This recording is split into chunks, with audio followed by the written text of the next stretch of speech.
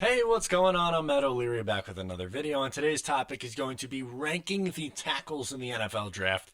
But before we get started, I just wanted to mention that you can follow me on social media at Matt O'Leary NY on Facebook, Twitter, Instagram, TikTok, all that fun stuff. And of course, if you haven't already, please make sure to subscribe to the podcast. New episodes drop every Wednesday. Get those questions in. New episode drops tomorrow. So with the NFL draft rapidly approaching, what I wanted to do was go through and rank the tackles. As we know, the New York Jets are most likely going to be looking for a tackle in this draft. Whether they go in the first round or the second round, they're still left to be seen. If I'm a betting man, I would bet that they take one in the first round. So I wanted to go through and talk about each one a little bit and which ones are going to be the best fit, which one's going to be the worst fit, and so on and so forth. The number one tackle on my board is Jedrick Wills, who is 6'4", 312 pounds. He was the right tackle over at Alabama. He's a little bit on the smaller side when you look at tackles. And yes, he only played on the right side at Alabama, but that was protecting Tua Tagovailoa's blind side. And to me, he is the best all-around prospect in this draft. He has quick feet, he has really good hands, and he seems like someone who you can plug in and start from day one and not have to worry about. Prospect number 2 is Tristan Wirfs out of Iowa. He is another big boy, 6'5", 320. He moves extremely smooth, which is something that you love. To me, he had a really good combine, which moves him up into the second spot, right behind Jedrick Wills. Wirfs is right there. He seems like someone you could plug and play right from the beginning. Some are projecting him on the right side. I think he could play left tackle, but I think for sure is a right tackle starter on day one. The one concern with him is consistency. He has really, really good traits. Sometimes they aren't always there.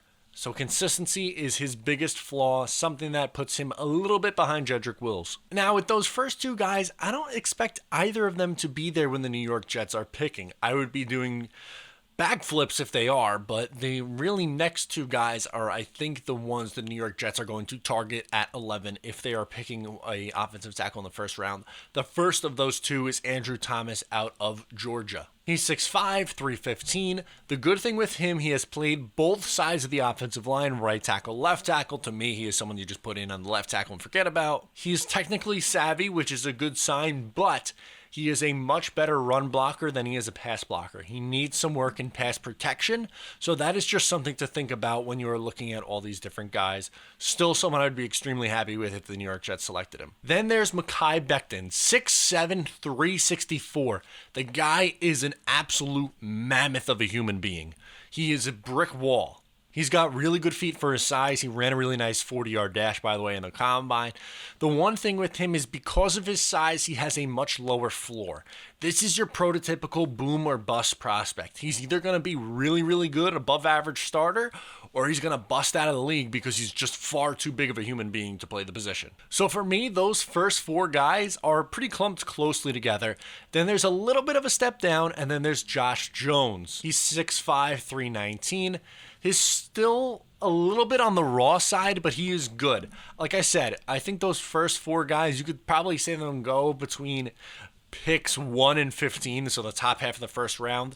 To me, Jones is going somewhere between 15, maybe the Bucks at 14 and 25, somewhere in that range. So still a quality player, just a middle of the first round kind of player. You could convince me on those first four guys that they deserve to go in the top 10. Not so much for Jones. He's more of a middle of the first round kind of guy in my book. Then there's Austin Jackson, who's a little bit of a step down from Jones. He is someone who I would take at the back half of the first round or early in the second round, potentially. So this is someone who, if the Jets decide to go wide receiver at 11 and then either stay put and he's there at 48, or if you want to move up and get a tackle, Austin Jackson is someone who I would look to move up for if I'm the Jets in the second round, then you take like a CD Lamb at 11 or something like that. He has true left tackle traits, which makes him intriguing, but he, like Jones, is still on the raw side and needs to improve his footwork. The last guy on my list is Ezra Cleveland. He is someone who I would be comfortable with taking in the second round. I think this is your prototypical second round offensive tackle, but usually in the draft we see people get drafted earlier than expected, and I wouldn't be shocked if he gets taken in the back half of the first round or early in the second. I really wouldn't, but this is someone who might sneak up in the first round. Ezra Cleveland has really good size at 6'6", 311, but injuries came into play last year. He's athletic, but he probably needs to put on a little bit more weight and get a little bit stronger in order to transition into the NFL. So those are my top tackles at that position. Obviously, in the NFL draft, I would be okay with them taking any of them. I think my ideal plan is, I know I did a video the other day about what the Jets' plan would be for offensive tackle if you take a wide receiver at 11. I think I want to stay at 11 and take one of those four guys who are best available. If no one's available, then I look to move back, acquire more picks, and take a guy like Josh Jones. That's how I would play it, and that's how I think Joe Douglas is going to play it as well.